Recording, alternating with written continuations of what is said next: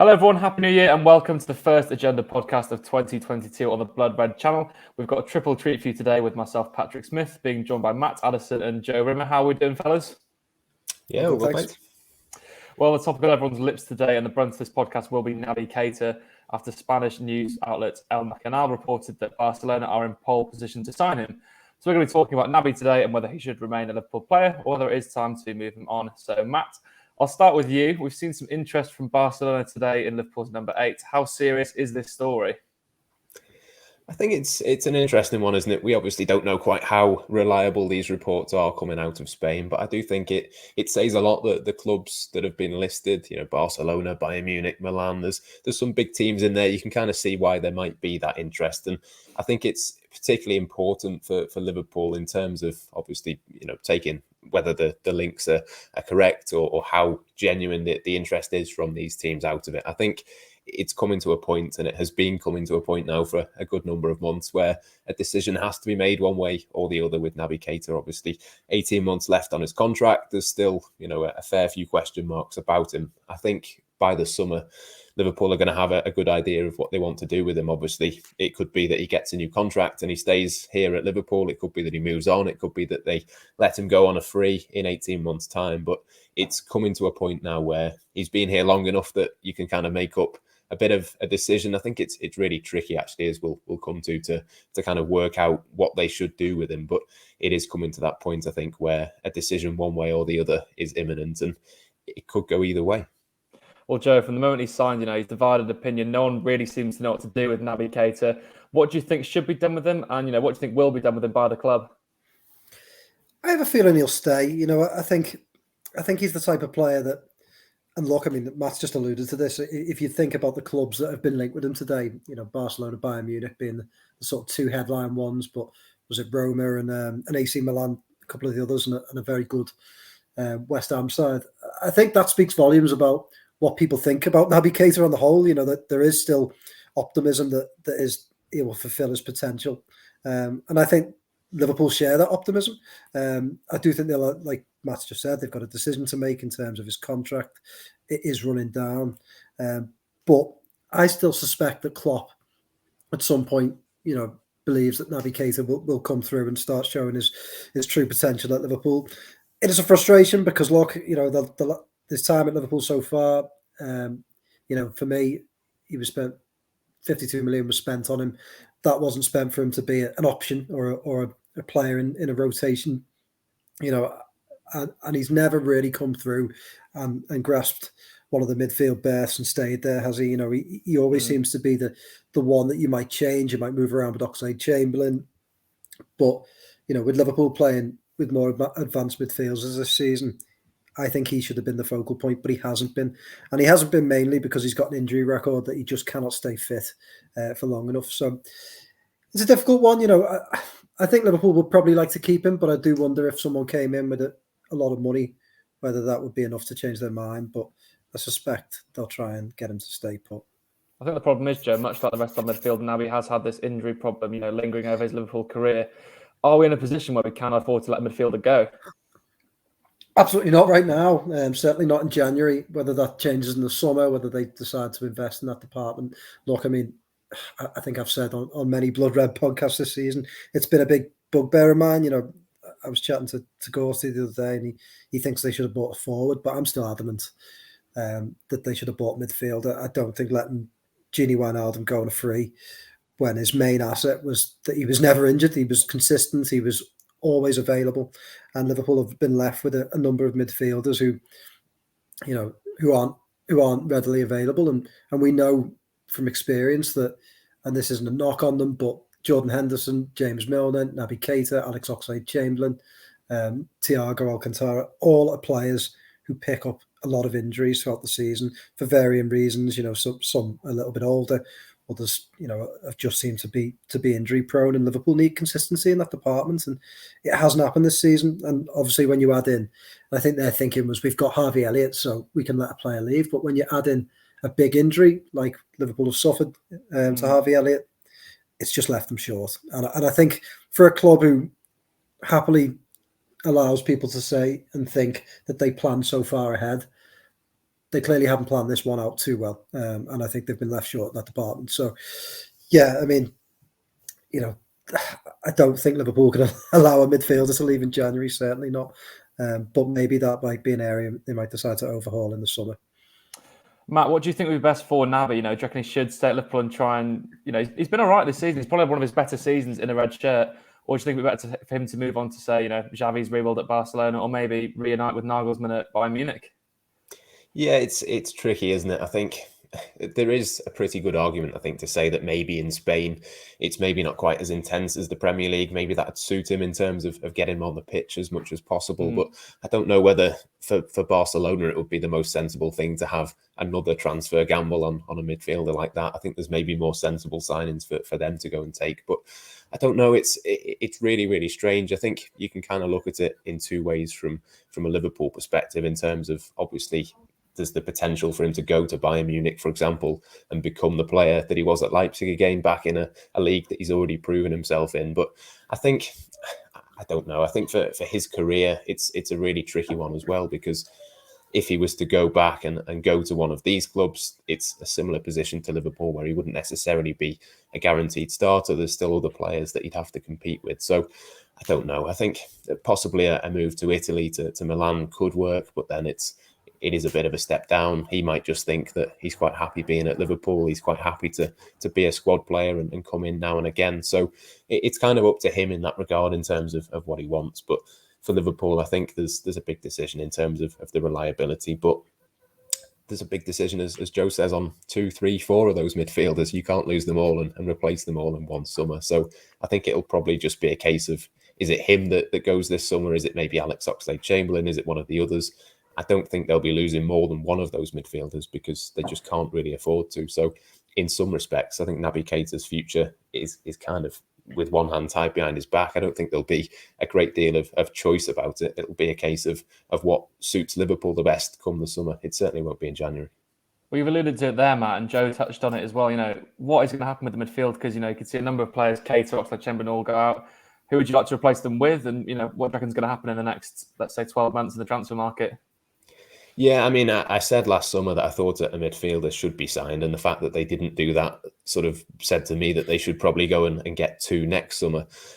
That was, even without really thinking about what might happen with someone like Milner, what might happen with Oxlade-Chamberlain and Keita's contract. So I think there's got to be a refresh in that area of the pitch. I think there's got to be another player that can play in the holding midfield position a lot sort of better than the backup options that Liverpool have. I don't think it's been particularly fair on someone like Tyler Morton. I think he's a brilliant talent. He's a great kid, but to put him in against Tottenham, I don't think was particularly beneficial for Liverpool or for his development, to be honest. So I think that would be one that I would look at in terms of someone who can play as a number 6, but as a number 8 as well. And I think there's just a bit of an opportunity for Liverpool to maybe go and get 2 players in that position. One that can play a couple of different positions, one that's maybe a little bit more reliable, a little bit more versatile than someone like Keita. I think there's an opportunity to kind of mould it and reshape it a little bit. And I think that the fact that there's obviously Chamberlain and Keita's contracts coming down gives them that chance. It gives them the opportunity to move those players on if they want to. But I don't know. It's going to be tricky to work out. We don't know exactly what's going to happen with James Milner either. I mean, does he stick about for another season? I just think it's one of those where it will come down to probably 1 or 2 of them might leave, 1 or 2 might come in, but predicting who it is out of 2, 3, 4 players is pretty difficult. Well, you mentioned James Milner there. Happy birthday to the man himself today. But Joe, what do you think Milner's future is going to be after this season with Liverpool? That is a really hard question to answer. I was just thinking about that as Matt was speaking then. And, I suspect that he might stay on for another year. I think it would be sort of one of them where Liverpool almost let him to make the decision himself each summer and say, do you think you've got the legs for another year? I think Klopp will find uses from him whether that's enough, whether that's playing time or certainly just being someone around the squad with experience. Look, it's invaluable for someone like Harvey Elliott to have a James Milner around, isn't it? With the things he's done in the game. So, so it's really difficult. I wonder whether, I don't know, James Milner hasn't spoken openly, has he, about perhaps going into coaching or anything like that? But whether if you're James Milner, you probably, if you do have that ambition, you want to stick around and keep your eyes on Klopp for as long as possible, don't you, and learn from the best. So there was a few photos of him on the top line with the under-18s, I think, wasn't it? The 21s as well, maybe. And I think that underlines what an influence he is, not just in the first team squad, but the whole club. So I suspect Liverpool will almost cede to him and say, you make the decision if you want to stick around for another year. I think Liverpool and James Milner are sensible enough to make that work. Well, Matt, as well, there's been a lot of rumours recently of players being linked with Liverpool in the January transfer market rumour mill. Is there anyone particularly like to see us bring in? A few names to mention: Denis Zakaria and Marcelo Brozovic, with contracts expiring. I don't expect them to do anything in January, to be honest. I think it's one of those that if they were going to do it, they would have done it in the summer. I know a lot of people have spoken about AFCON and needing, extra players for backup for Salah and Mane. But again, it's not like it's come as a surprise to them. If they wanted those players, they would have done it in the summer. So I wouldn't expect anyone to come in. I think that there are names out there that they could go and get. It's more a case of waiting really for that right player to be available. I think that's basically what happened last summer with the two kind of panic buys almost at centre back, is they brought those players in because they couldn't get Ibrahim Konate. They waited to the summer and got him. So I think if something came up that they were looking at for the summer, and by some miracle it just happened to be possible this month, they'd obviously go and do that. But otherwise you'd expect them just to be sensible really and hold out and wait for the summer. But yeah, I think there's certainly names out there that you'd look at and think could be possibilities. I know there was links with plenty of midfielders last summer, so it's a big decision to make. I keep going to Florian Neuhaus. I think he was one last summer that Liverpool could have done. I think there'll be teams in for him next summer as well. But for me, he was one that is a lot more reliable. He can play a couple of different positions. He's played in a similar system to what Liverpool have. I think it would have made sense to do one midfielder last summer and one next summer rather than trying to all do it in one go. But look, that's the path that Liverpool have taken. So I'd expect them to stick to that until the end of this season. Joe, how about yourself? Is there anyone you've got a hopeful eye on the Liverpool transfer list? Look, I don't say this from because I've had any tips or before anyone gets the brackets out, but I genuinely think that if Liverpool can make a deal work for Jude Bellingham, that they would do it. I think from what we've heard, there's a lot of admiration there. They like him. It's not a rumor that people within the club have completely shut down, and they do shut down rumors when they don't feel like they're players that they want, or when they feel like they're being linked slightly unfairly. So I do think they like him, and I think if Dortmund were willing to sell, which could be the deal breaker, they would perhaps try and get a deal done for him. And like Matt's just mentioned before, he sort of solves a number of issues in midfield. He's young, he's English, and he's someone that that they can plan for the next number of years with someone like him in midfield.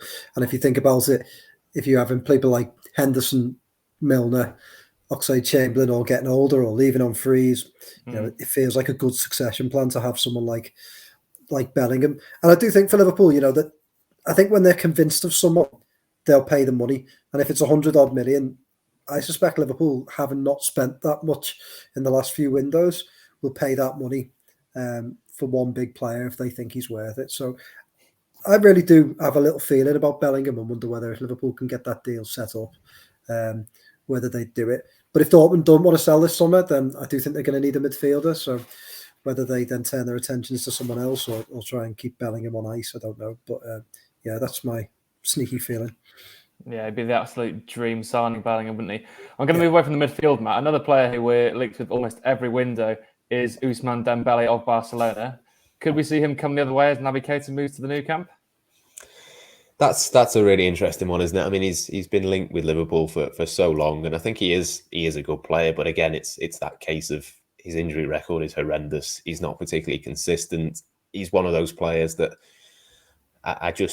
I'd never ever thought that it could happen. I know there was some rumours in Spain a couple of days ago that I've written about in terms of him potentially being available ridiculously cheap, something like 7 or 8 million, just because obviously Barca have signed Ferran Torres. They need the money off that wage bill to be able to register him. They're obviously confident of moving someone on. It could well be him, but I think there's probably an argument at 7 or 8 million to just have a go at it and have a bit of a gamble on it. But Whether Liverpool would actually, end up doing that, I don't know. I think that the kind of argument that I was making in the piece that I wrote was that he could almost be like a bit of a Shaqiri type thing, where it's just so cheap, so easy. It's low risk. You bring him in. If it doesn't work, it doesn't work. You can move him on. But Liverpool don't tend, I know obviously they did with Shaqiri, but they don't tend to think that sort of way. It tends to be the perfect player or no one. I'd personally be tempted to go for it at that price, if indeed that is true. But yeah, I can't imagine that would happen. Well, I'm going to end the show with a quick fire question to both of you. I'll start with you, Joe. Simple one. Naby Keita, keep or sell? Can I know it's meant to be a quick fire question. I'm just I don't mean this in I'm not worried either way. Matt? Not worried either way. Yeah, I mean, again, I've written something on him today, which is going out in a couple of hours, which basically says I'm torn every 5 minutes. I change my mind, and that's pretty much the problem, isn't it? So yeah, I think when you've got a player that's that divisive that you're not sure about, and then you are sure about, and you're not sure about, maybe that says enough on its own that if a big enough offer comes in, possibly. I know that the reports in Spain say 25 million would see Liverpool cash in, and I think if you put 25 million pounds on the table for me, I'd struggle to turn that down. Yeah, I think that's the problem Liverpool fan faces on this topic. No one knows what they think. But if there's a replacement ready, I think personally, I'd see him go if the money's there. But, we all have Naby and maybe we'd like to see him stay. But that's what we've got time for today. Thank you, Joe and Matt, for joining me. And thank you, everyone, for watching and listening along. We'll be back soon with another episode of The Agenda. But for now, it's goodbye.